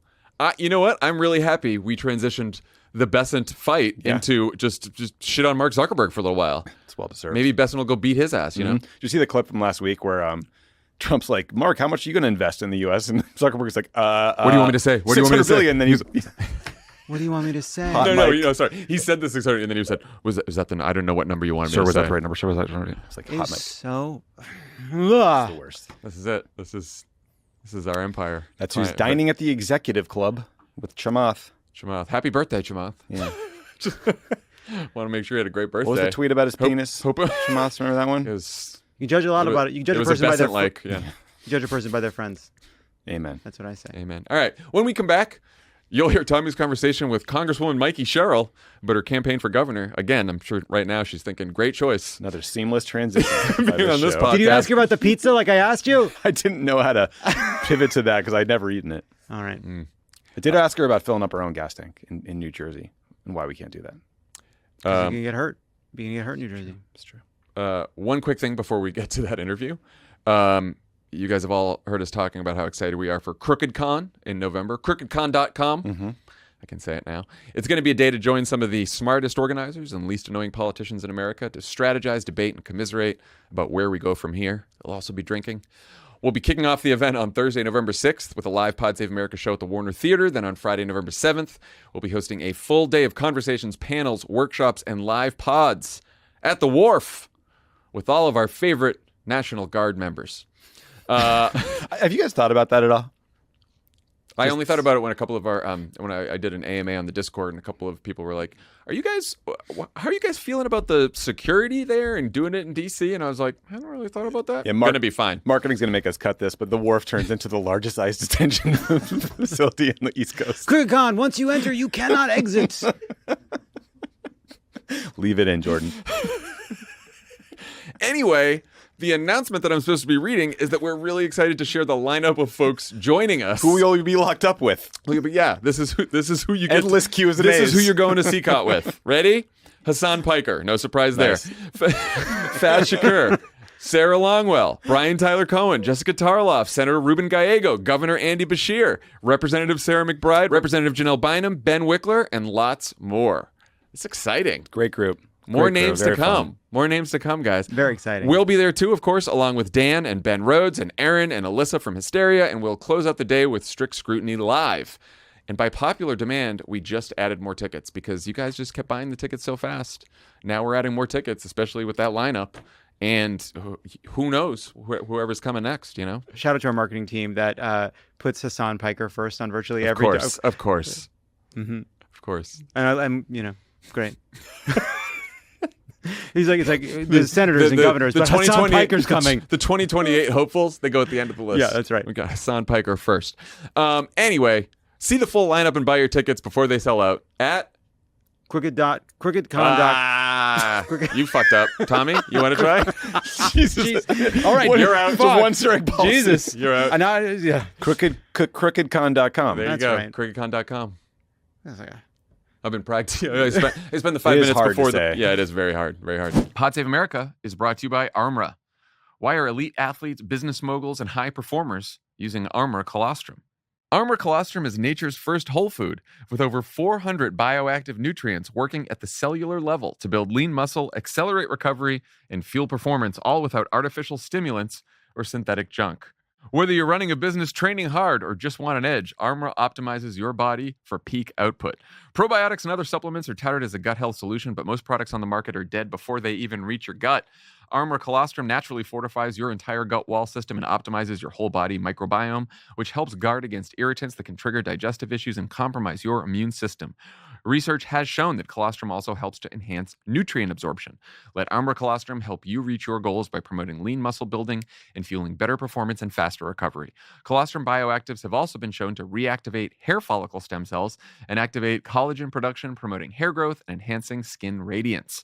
We've worked out a special offer for our audience. Receive 30% off your first subscription order. Go to armra.com/crooked or enter crooked to get 30% off your first subscription order. That's ARMRA.com/crooked. Pod Save America is brought to you by ZipRecruiter. Hiring. Boy, it's tough. A lot of resumes. Takes time. Takes time. You're going through all the resumes. You're like, I don't have time to just look at all these resumes. It'd be great if there was someone who could do it for us. I want to find the diamond in that rough. That's right. For you. You know who can help you do that? ZipRecruiter. The future of hiring looks much brighter because ZipRecruiter's latest tools and features help speed up finding the right people for your roles so you save valuable time. And now you can try ZipRecruiter for free at ZipRecruiter.com/crooked. With ZipRecruiter's new advances, you can easily find and connect with qualified candidates in minutes. See a candidate you're really interested in. You can unlock their contact info instantly. Over 320,000 new resumes are added to ZipRecruiter monthly, which means you can reach more potential hires and fill roles sooner. No wonder ZipRecruiter is the #1 rated hiring site based on G2. Use ZipRecruiter and save time hiring. 4 out of 5 employers who post on ZipRecruiter get a quality candidate within the first day. And if you go to ZipRecruiter.com/crooked right now, you can try it for free. Again, that's ZipRecruiter.com/crooked. ZipRecruiter is the smartest way to hire. Joining me today in studio is New Jersey gubernatorial candidate Mikie Sherrill. Congressman, great to see you. Welcome to the pod. Yeah, well, this is fantastic. I'm a longtime listener, first person on the pod. No, the listeners can hold me accountable for all the wrong takes, all the bad language, all the things we get wrong here. I'm from New Jersey. I'm going to hold you so accountable for bad language. You're good with that. Well, we did just spend 10 minutes talking about potty training, so our headspace is right. I have a 2-year-old who's doing potty training right now. So a lot of folks are watching the New Jersey gubernatorial race because it's important, but it's also a bellwether. On the one hand, the party out of power tends to do well in off-year or midterm elections. On the other hand, New Jersey Democrats have held the governor's seat for 2 terms, and Trump gained a lot of ground in 2024.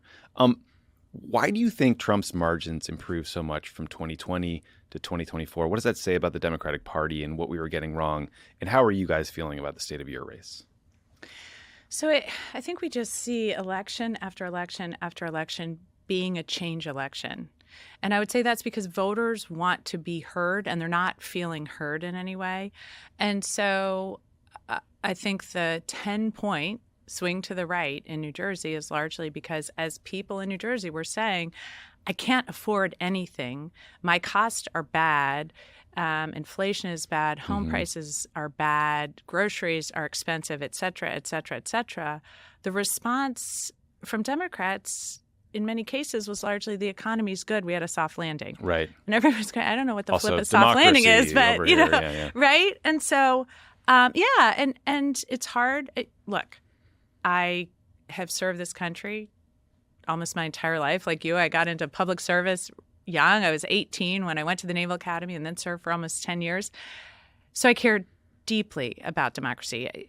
It's central to so much of what I do. But if I'm coming at you with democracy and you're coming at me with, I'm about to lose my house and I'm not sure how I'm feeding my kids, that's not going to go well. No. Right? And we shame on us, really. Yeah, I was a little disconnected from the reality. Over the weekend, President Trump posted this image on social media. I'm sure you saw it. It was him as Colonel Kilgore from Apocalypse Now. There's helicopters flying over Chicago. There's text that says, Chicago about to find out why it's called Department of War. And I love the smell of deportations in the morning.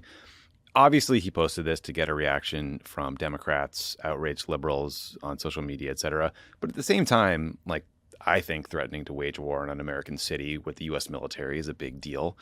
What was your reaction to Apocalypse Dawn in his post over the weekend? And how do you think Democrats should handle these threats to deploy the National Guard to U.S. cities in the name of fighting crime? Well, my first thought was that guy never served. And so good old Corporal Bone Spurs should probably not be, acting as if he's a tough guy when he had, I don't know how many deferments. And I also agree with you, as countries across the world are holding major meetings and symposiums without the United States and looking to work around the United States, and we're losing power daily. And so instead of making sure that we have a full-throated response to how we move forward on so many of the key issues, whether it's AI or energy prices or trade, instead he's looking to wage war on one of his own cities. That's really beyond the pale. But it kind of par for the course on how destructive this administration is. And I think you're right. A lot of it is very dire, but a lot of it's also performative to sort of be saying, look over here, I'm going to put these troops on the streets. Don't pay attention to the fact that my tariff program is driving up costs everywhere, and that this bill I forced Congress to pass, and look, I'm not crying a river for Republicans in Congress who lacked courage, but force this bill through that is going to raise costs on everyone. Don't pay any attention to that. So as I'm running, and it's really, as you sort of laid out, a kind of extraordinary race in New Jersey right now. This is the only race that's really been going on super competitively for almost a year now. Yeah. We had a really competitive primary, and now we're into the competitive general. And I'll tell you what I think is, what I can tell you from listening to thousands and thousands of people across New Jersey is people are really upset about the cost of living. And they are upset now with Trump because he promised to drive costs down. We've already talked about why they're upset with Democrats. And so it's oddly the least partisan race I've run. I started running in 2018. So I usually go to diners, and especially if I'm in a red area of the state, I'll go, I'm Mikie Sherrill. I'm running for, previously Congress, now governor. And people say, I support Trump, or I'm a Republican, kind of get away. Now they look at me and they say, how are you going to lower my cost? And I think it's because at this time, they're looking for leadership on the issues that are key to them. And I think this presents a real opportunity for Democrats right now. So what you're saying is all you're hearing, despite all these kind of national stories and trends, are just cost of living, cost of living, cost of living. I mean, similar to the Mamdani race in New York, where the media narrative was kind of like acted as if he was, trying to get elected prime minister of Israel, but it was really like he was focusing on housing costs, free bus, et cetera. You're sort of hearing the same sort of things. It's both. It's, there's been a lot of people saying, this bill that he passed that's going to raise healthcare costs and energy costs and higher education costs, et cetera. Are people really aware that that's coming? Mm-hmm. And A, yes, but B, it almost doesn't matter because these tariffs are hitting people hard. And so to give you a sense of that, because maybe some people, you hear from economists, this is about to happen. And you kind of think, well, it's happened months ago. What's going on? Right. So what I always find interesting is if the economists are saying something and then people on the ground are saying the same thing, if you have that connection. And so economists are saying, this is about to hit in the holiday season. And now I'm going, I was talking to a coffee store owner, this guy Chuck, who was telling me, look, I used to buy this huge burlap sack of coffee beans for $2.50. Now, because, and this is sort of how he put it, because Trump got in some fight with that guy in Brazil, now I have to pay $6.50 to $7. I didn't change my prices because reprinting menus was expensive, reprinting the signs was expensive, but I think it's here to stay. So I just emailed all my customers and costs are going to go up. So he's going to have to eat it. Yeah, and the fight with the guy in Brazil is over the Brazilian government wanting to prosecute someone who did his own January 6th and tried to stage a coup that included killing senior political leaders and a judge. So that's why we're tariffing Brazil. And just to add insult to injury, the only place we go grow coffee beans is Hawaii, and that's not nearly enough for the market. So it's not as if there's some industry here that we're somehow protecting. No. It's nonsense. It's horrible that he's punishing the nation for that, and it's horrible that he's just raising costs on everyone at a time when they're already feeling the stress of it. Yeah, including healthcare premiums are about to go up. The other thing we're seeing, though, is in addition to like these National Guard deployments and threats, we're seeing major ICE and CBP deployments to especially cities and states run by Democrats. I know that the Department of Defense gave immigration agencies the approval to use a New Jersey military base to detain between, I think, 1,000 to 3,000 migrants. I think it would make it the largest immigrant detention hub on the East Coast. And then Newark Mayor Ross Baraka was arrested outside an immigration detention facility back in May, I believe. What was your reaction to this growing ICE presence in your state and DOD signing off on the use of military assets for immigration detention operations like that? So as I mentioned, I'm a Navy veteran. I now sit on the House Armed Services Committee, and I can tell you I've been incredibly opposed to this for so many reasons, not the least of which is it's moving resources away from our troops to support a mission that we should not have on our bases, and the military should not be involved in this. And I even, I heard from one military member who said, I'm about to deploy. And I said to him, I'm sorry, because I know he has some young kids. He goes, I'm kind of relieved because I don't want to run concentration camps here at home. Oof. Right? Yeah. I mean, That's horrible. Yeah. And so we're seeing this push to really undermine a lot of the rules here. And it's really chilling to me because, as I mentioned with my background, I watched in Trump's first administration as he tried to again and again and again co-opt a private militia for himself. And he tried initially during the Black Lives Matter protest to utilize the U.S. military. Remember, and he was always calling generals my generals, as if they were, solely serving him, not the Constitution, and constantly trying to undermine the military. And I thought it was odd at the time because the worst time for his numbers was when he was attacking John McCain. I thought that was an odd thing to do. But in hindsight, I think he was again and again trying to undermine the prestige of the military because it was the one organization that people trusted and that stood against him. And so if you recall, the troops got all the way to Fort Belvoir, but they stayed out under pressure from General Milley, and I think Mark Esper was SecDef at the time, and really pushing back. And so then he had troops all over the mall guarding the monuments. And we didn't know, they were in camis, but they had no insignia. They had masks on. It was during COVID. And they wouldn't say where they came from. They wouldn't answer any questions. And we think maybe DOC, Department of Corrections, but it was a little bit unclear. So again and again, trying to co-opt these militias. And then finally, January 6th, his private militia. So he still had to leave office, I would say unwillingly. And then came back into office, and one of the very first things he does is start to fire admirals and generals. He fired C.Q. Brown, who was the chairman of the Joint Chiefs. He fired Lisa Franchetti, who is the chief of naval operations. When I said to Pete Hegseth, I think he did it because he was black and she was a woman. He didn't deny it. I think it's pretty clear. Very specifically. Very specifically. C.Q. Brown filmed one video about being a black man in America after Black Lives Matter, and I think that led him to being fired. He fired the head of Special Ops, and part of the understanding was that that's because he suggested that women, if they could compete, should be able to be Navy SEALs. We've had multiple three-star admirals fired who are women, and then others across the board who express anything. I've heard from DHS officials that there is a loyalty test. I've heard some people quitting because they aren't taking, they aren't going to do a loyalty to Trump instead of the Constitution. So again and again, you see him trying to both weaken the U.S. military and then strengthen ICE. And now we're putting more money into immigration enforcement than we are into the United States Marine Corps. And you're seeing the commercials.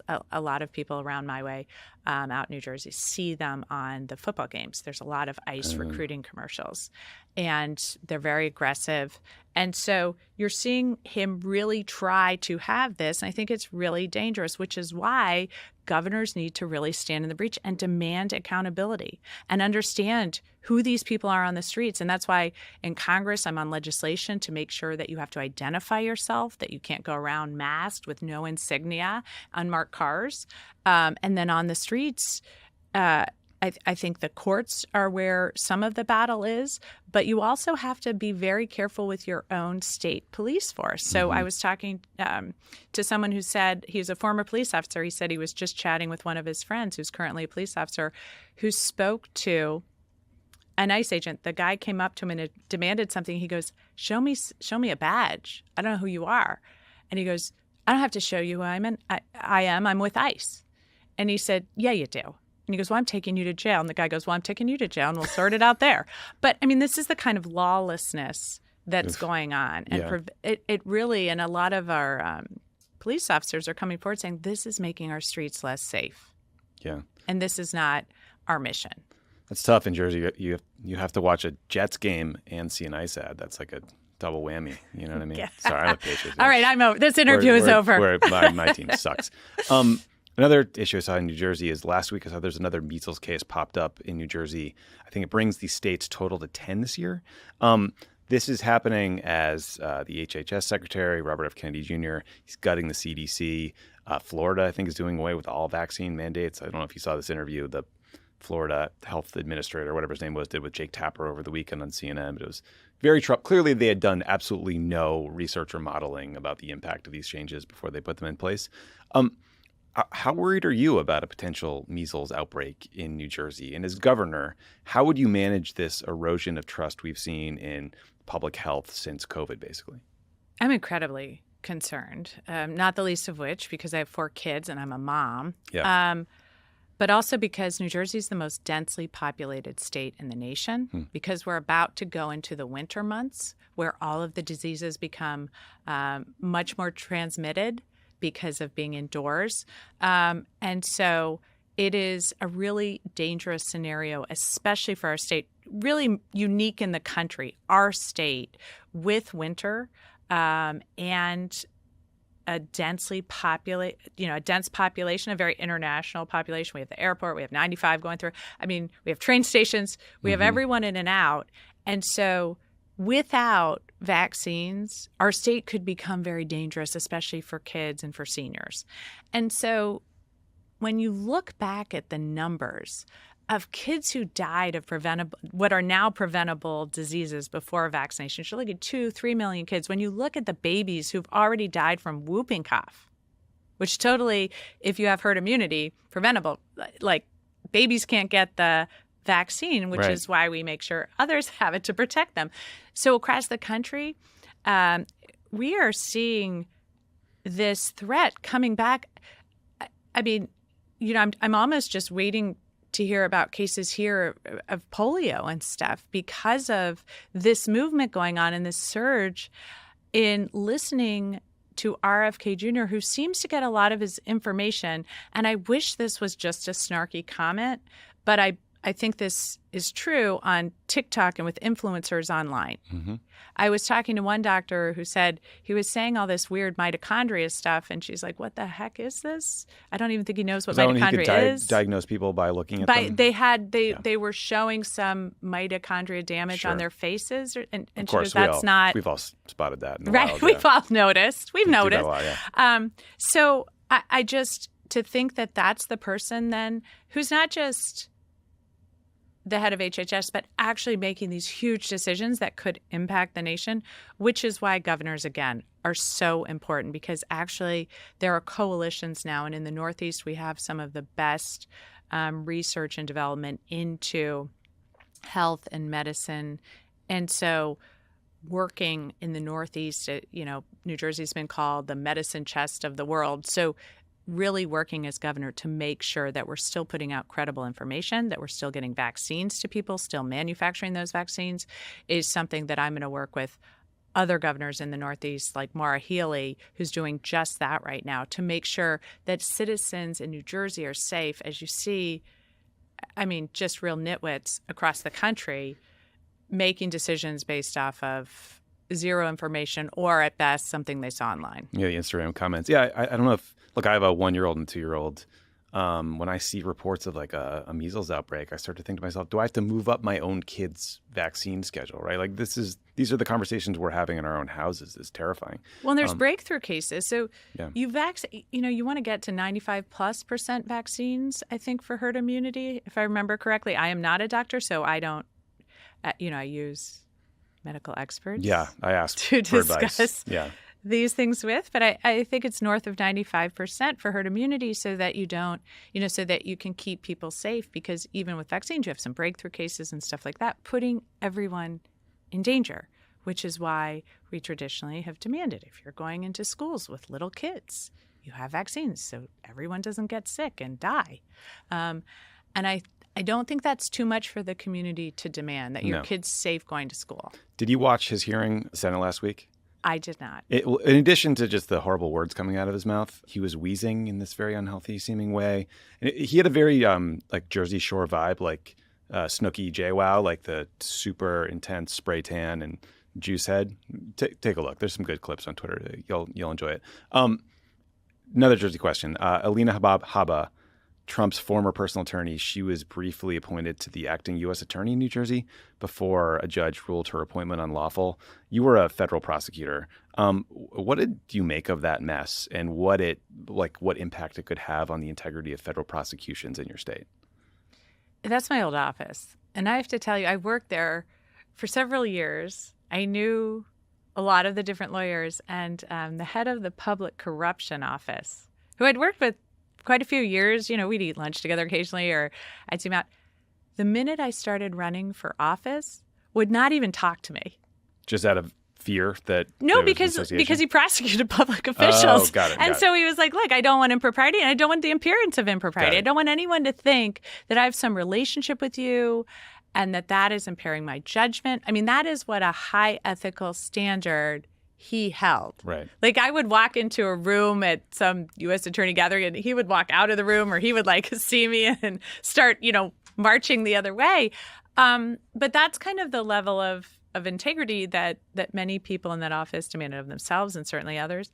And so to think now that not only is that certainly not happening, but she says that she is going to use the office to turn New Jersey red, I think Right. was the comment, that she is actually blatantly political. She has now said she's going to prosecute the governor, the attorney general of New Jersey. She's prosecuting a sitting member of Congress who was doing her oversight duty. She actually had the mayor arrested and said she was going to charge him until the tapes came out, which she had, Right.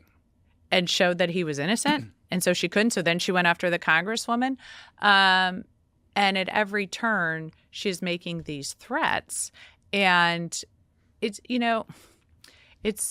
it's a very Trumpian move. He was in Atlantic City going bankrupt all the time and leaving everyone holding the bag and threatening court cases and stuff because it's very expensive to go to court and hire lawyers. So it's not as if, oh, you're just innocent. So you go to court and you're like, I'm innocent, so leave me alone. And you're like, okay. No, it's tons of money to hire lawyers and to Terrifying, do this. too. And then you're living under this, Yeah. especially in these times when you don't think things are fair. So several defendants have brought cases saying, look, you can't even prosecute me because she's not even there legally. So that's going through the court system. But it is again, I think this total co-opting of power at every level as quickly as possible that Trump's trying to do and taking all these levers of power to quell dissent, to punish anyone who speaks out against this, and find any means you can to shut down any ability to create a different path forward. Yeah. I'm kind of waiting on Bob Menendez to go full Rod Blagojevich and kind of go for that pardon.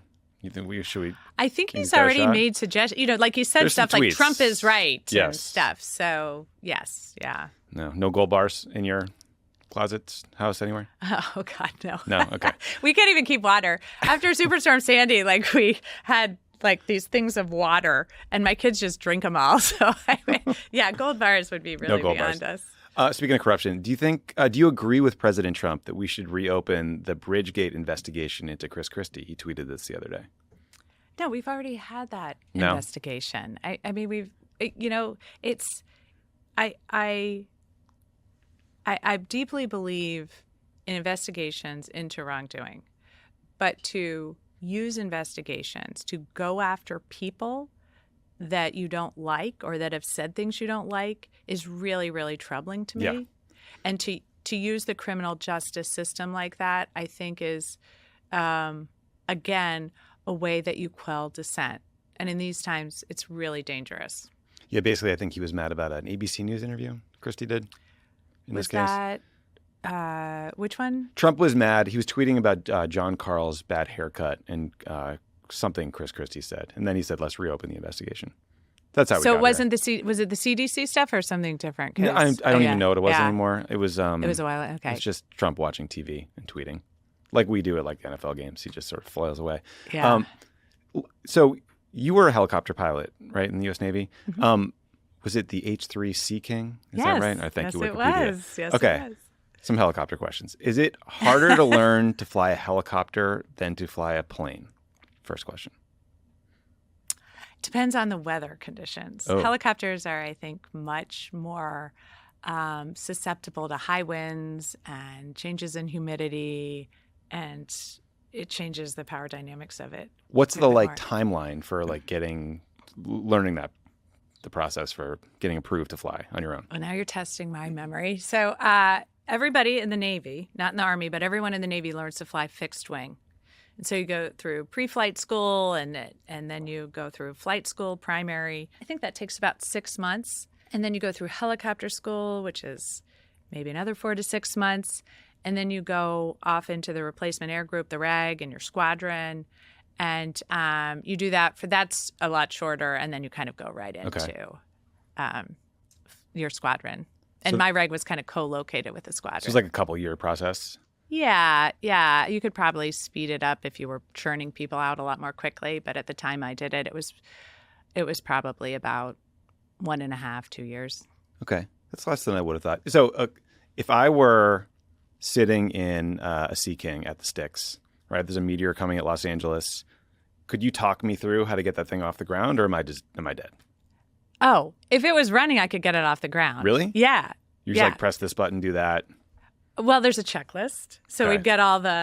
we'd have to get all the circuit going. breakers in the right place and stuff like that. But flying it itself, like lifting up and flying it, yeah. It looks really hard. I've seen my primary experience. If you were doing it, I would be riding the controls to protect my own safety here. Smart. But yes, but I could. Because we used to watch the Navy men and women like take off and land on the South Lawn. Uh-huh. And that was just some high stakes shit, I guess, because you're like coming in on the South Lawn and then you're turning and you're doing it in front of the President of the United States and all these assembled people. And it was very cool. Yeah, Very impressive that group was of the people. helicopter I flew. Oh, really? So Marine One is the H3. Okay. Yeah, so that's the model, and they were always stealing our parts. So Why? that was, because Stuff would break. And... It was because it was an older helicopter, so there weren't as many parts through the supply chain, and so they had the top priority, as you can imagine. So we were constantly, getting parts grabbed from the supply chain. Is that the jet engine? It's so loud. Because Yeah. Donald Trump likes to do his press avails in front of the helicopter while it's on. I'm sure you've noticed this. And it's like insanely loud. It's insanely loud. So but it's a great helicopter. And one of my favorite things about it is it has a boat hull. So when you're in the military, you have to, if you're flying over water, which if you're in the Navy, you're flying over water. Right. So you have to go through the helicopter dunker, which is this like total torture hazing situation where you strap yourself into this thing, get blindfolded by the fourth round, get dropped into a tank of water, flipped upside down, and then you have to swim out. Yes. And I mean, I've been a swimmer my entire life, but it is just, I hated it. I bet. So then after that traumatic experience, I never wanted to go down over water in a helicopter, No, as you can for a imagine. lot No of one reasons, does. yeah. But at least I always took comfort in the fact that my helicopter had a boat hull, so you could actually land on the water. Oh, would it float? Yeah. That's cool. Yeah, I thought so. I There's was something real new here. pleased. It's good to know. Last question for you. If you're elected governor, will I be able to pump my own gas in the state of New Jersey, or is that just going to still be a thing you guys do? That is really, that is a fight right now going on. But that is something that is beloved by New Jerseyans. Why? So, well, because if you have like 4 kids and they're all having a huge fight True. and you just need gas really quickly and you don't want to get out of the car because you don't know what's going to happen, you just like to pull up and be like, gas, and you can just be in the piece of your car, with the doors and windows closed, yelling at your kids. What if you desperately need to escape your kids for just 30 seconds? Then you might want to pump your own gas. Okay. Yeah, you might want to cross the line. Just drive to right? Pennsylvania or Yeah, something. exactly. Okay. Congressman Mikie Sherrill, thank you so much for being here. I appreciate it, and good luck in your race. And how can people help you out if they want to get involved? Thank you for asking. I was told by my team I could not come home. I could hear them sighing behind exactly. me. It's like please go to www.mikiesherrill.com/volunteer. We can use all the support we can get. This is a huge race, and it is one of only 2 statewide races going on in the nation right now, New Jersey and Virginia. I think this will set the table for all of next year's races as I think we really develop the engagement that we need to see on the ground. Right now it's been hard. People are feeling exhausted. If we build events, they'll come, but we have to build them, and that takes a lot of money and people on the ground and effort. So please donate, please come, knock on doors, or get involved on the phones and the texting. So thanks so much. It's a big race, very, very important, not just for the people of New Jersey, but also to send a message that we're still in this. Democrats, we're fighting, we're trying, and we can win in the midterms as well. So please get involved if you can. I really, really appreciate it. Thanks so much. Thank you for being here. That's our show for today. Dan and I will be back with a new show on Friday. Talk to everybody then. Crooked condom. Condom. It's a very different thing.